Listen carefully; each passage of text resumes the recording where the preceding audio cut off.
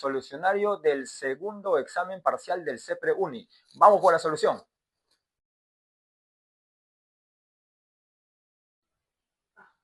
En el primer ejercicio dice, en invierno muy severos, los ríos y lagos forman una capa de hielo en la superficie del agua que sirve como aislante térmico.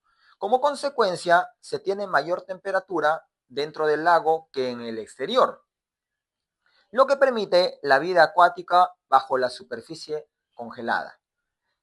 Al respecto, la pregunta, ¿qué propiedad o propiedades presenta el agua en estado sólido que permiten este fenómeno? Y tenemos tres opciones: densidad, presión de vapor y la viscosidad. La respuesta correcta es la densidad. ¿Por qué? Cuando el agua se congela, cuando el agua se solidifica, va a empezar a distribuirse las moléculas del agua formando una especie de hexágono. Esto debido a la interacción puente de hidrógeno entre las moléculas del agua. El oxígeno con el hidrógeno de la otra molécula interactúan, a esto se denomina interacción puente de hidrógeno. Entonces, las otras moléculas también se van a disponer de esta manera, que conforman un hexágono, y en el interior de dicho hexágono se forma una especie de vacío. El vacío.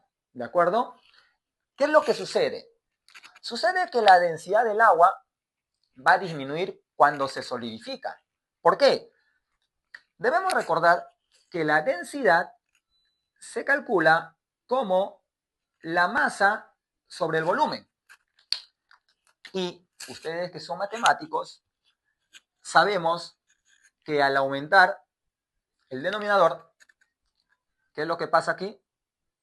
Esto disminuye, ¿cierto? Entonces, ese cociente de masa sobre volumen, al aumentar el volumen, la densidad disminuye. Esto varía de manera inversamente proporcional. Es por ello que cuando el agua se congela, disminuye su densidad, entonces la parte superior empieza a solidificarse. Y en la parte interior, el agua todavía tiene una ligera temperatura mayor que en la parte superior. Por lo tanto, permite la vida acuática dentro de la capa de hielo que se forma. Bien, esa sería la respuesta, entonces, debido a la densidad.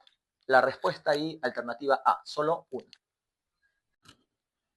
En el segundo ejercicio, dice, observe la siguiente disposición experimental y marque la alternativa que represente cómo se evidenciaría la formación del producto X.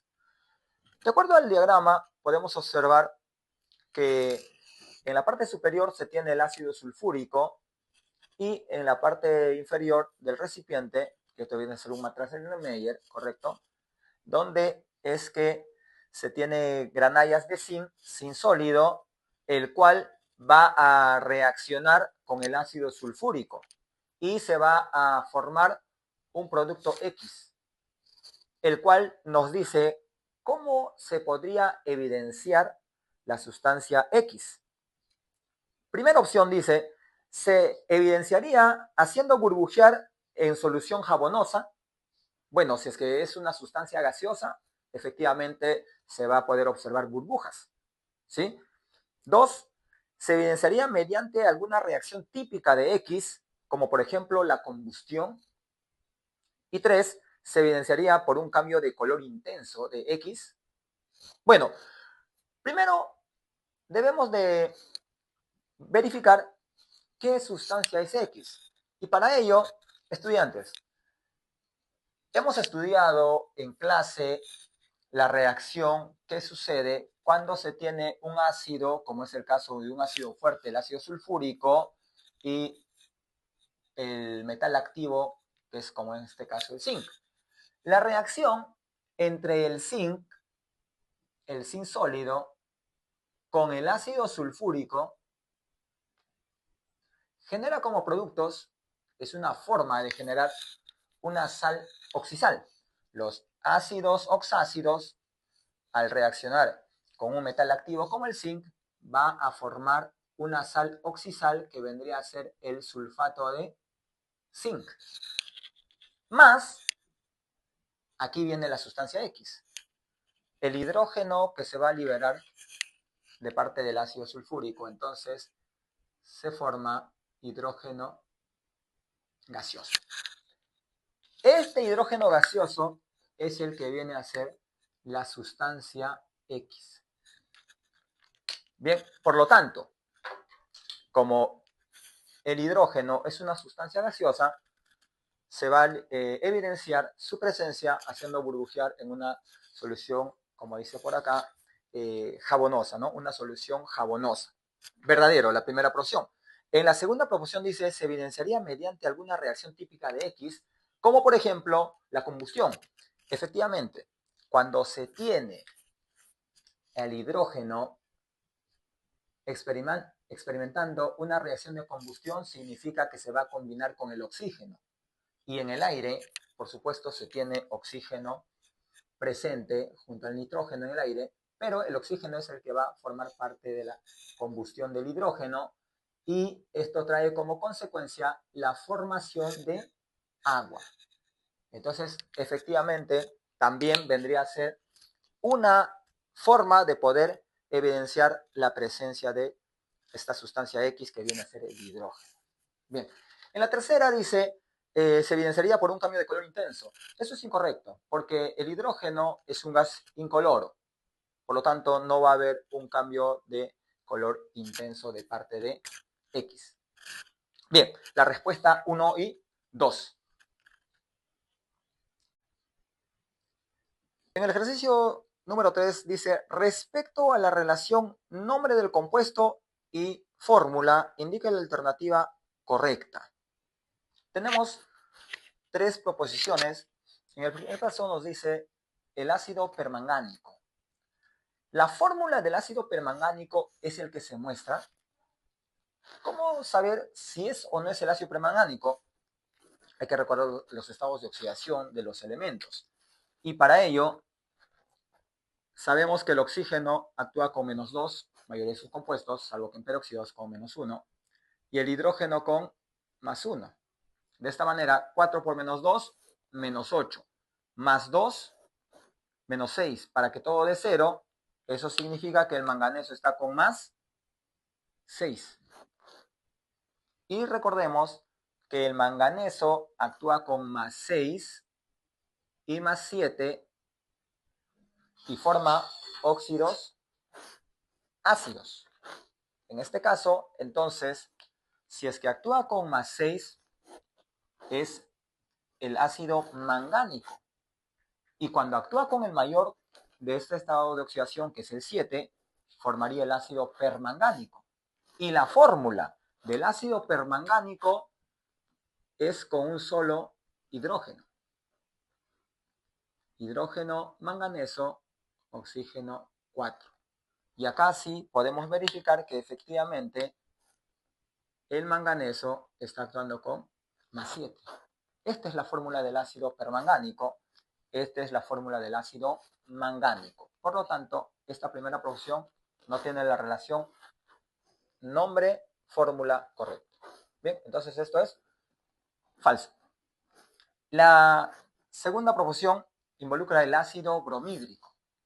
El ácido bromídrico es un ácido hidrácido que se genera cuando un hidrácido, que es un hidruro formado con los no metales del grupo 6A y 7A, está el azufre, el selenio, el cloro, el bromo, el flúor, el yodo.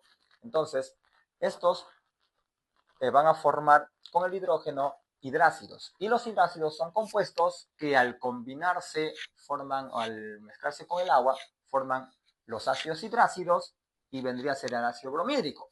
Sucede que cuando tenemos los ácidos hidrácidos, cuando se tienen los ácidos hidrácidos, vamos a identificarlo porque al representarlo, entre paréntesis ponemos AC, que significa en solución acuosa. Eso quiere decir que esta es la representación correcta del ácido bromídrico y esta de acá no. Esto es un hidrácido y un hidrácido es un compuesto. mientras que los ácidos hidrácidos son soluciones acuosas. ¿De acuerdo?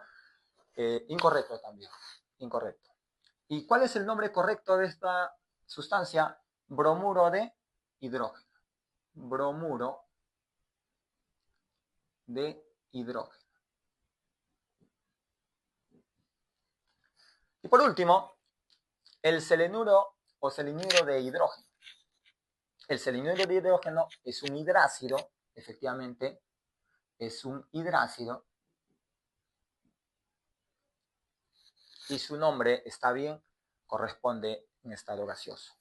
Si a este compuesto le agregamos agua, estaría formando el ácido selenídrico, el cual ya vendría a ser entonces un ácido hidrácido.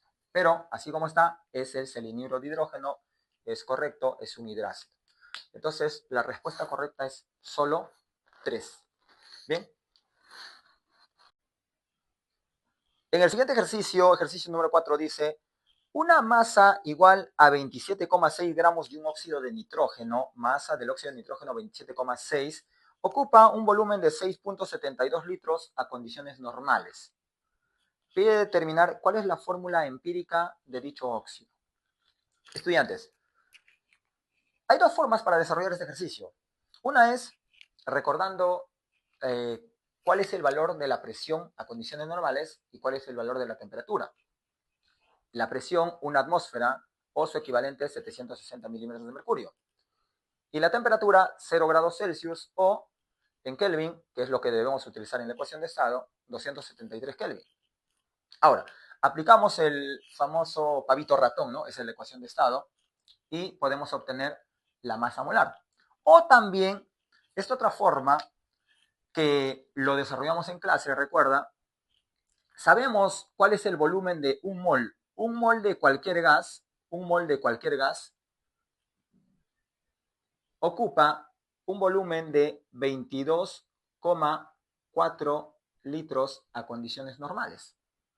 Entonces, ¿qué sucede? Nosotros podemos determinar el número de moles que están ocupando 6.72. Un mol ocupa 22,4. ¿Cuántas moles ocupa 6.72?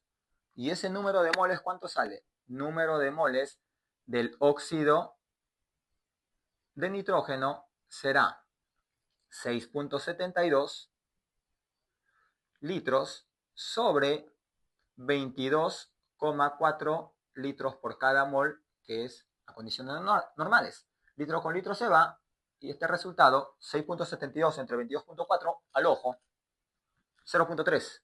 Perfecto. 0.3 mol. Este número de moles es lo que corresponde entonces a esta masa. Eso significa que podemos determinar, ¿no? Número de moles, ¿a qué es igual? Masa entre masa molar.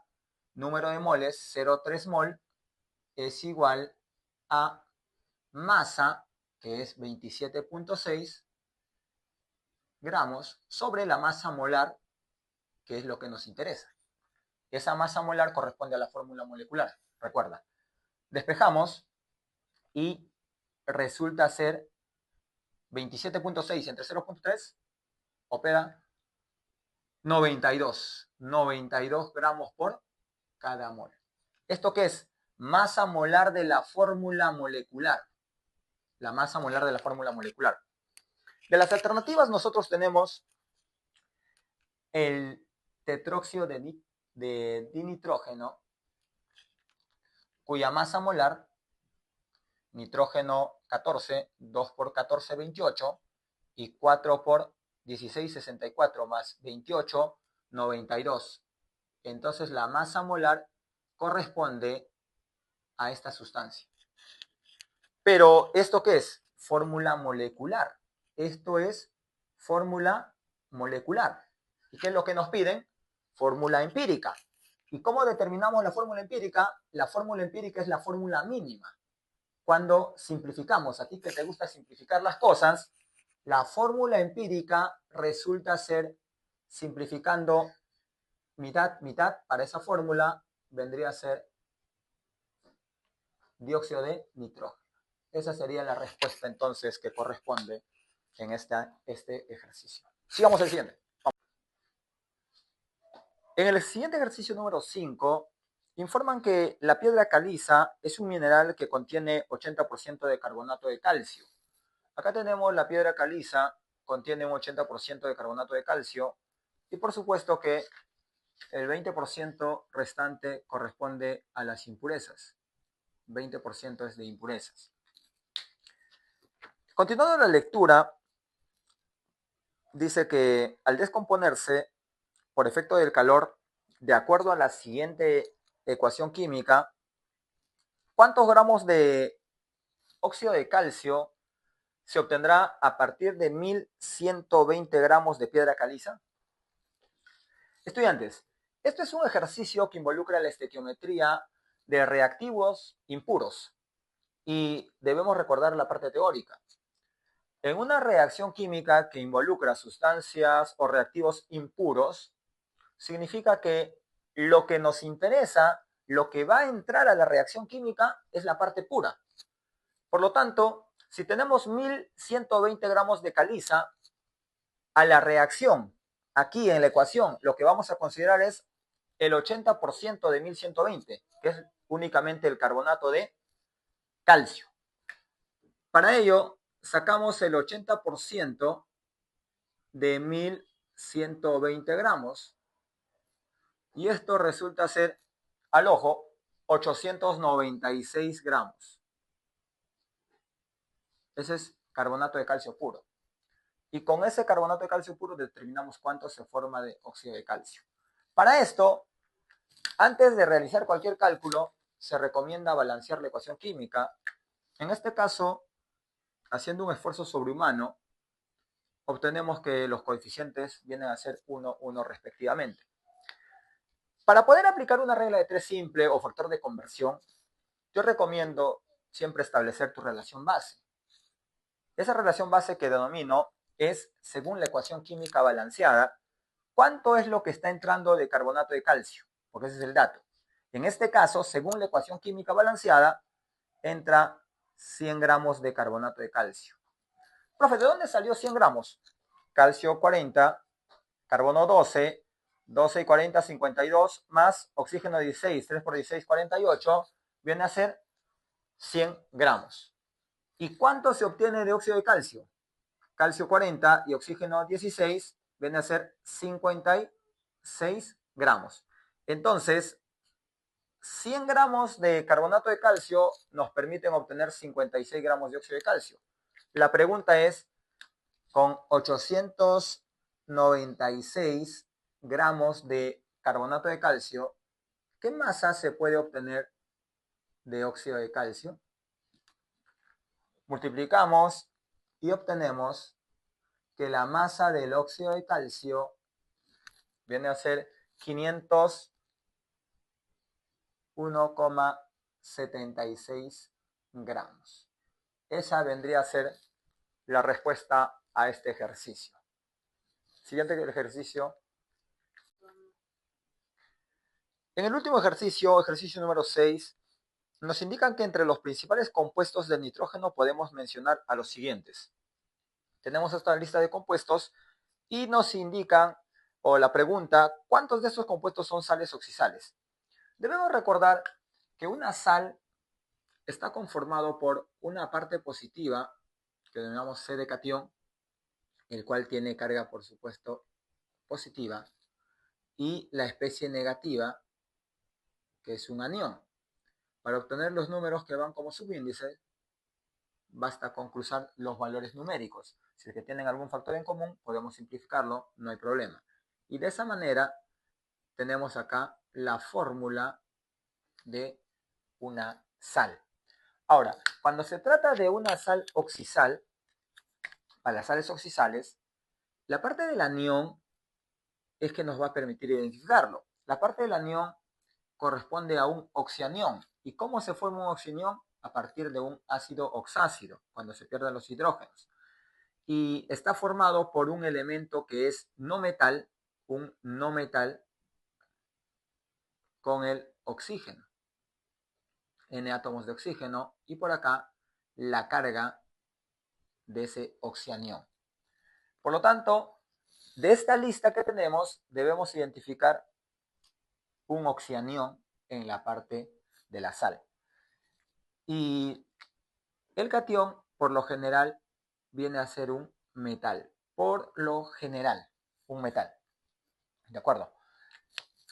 En el primer compuesto observamos al hidrógeno, no es un metal por supuesto, unido con el nitrógeno, oxígeno. Esto de acá podemos recordar que es un ácido oxácido. Los ácidos oxácidos se forman a partir de los óxidos ácidos que corresponden al nitrógeno. El nitrógeno forma óxidos ácidos cuando actúa con 3 más y con 5 más. El ácido nitroso es formado cuando actúa con más 3, mientras que el ácido nítrico es formado cuando el nitrógeno actúa con más 5. Esto de acá es un óxido de nitrógeno. Estos no son sales oxisales, entonces simplemente son óxidos. Esto también es un óxido. Este de acá sí está formado por una parte positiva, un catión y un anión. El catión es el ion amonio, cuya carga total es más 1. Y este de acá es el anión nitrato. El anión nitrato, cuya carga es menos 1. Este es un oxianión. Y acá, entonces, oxianión.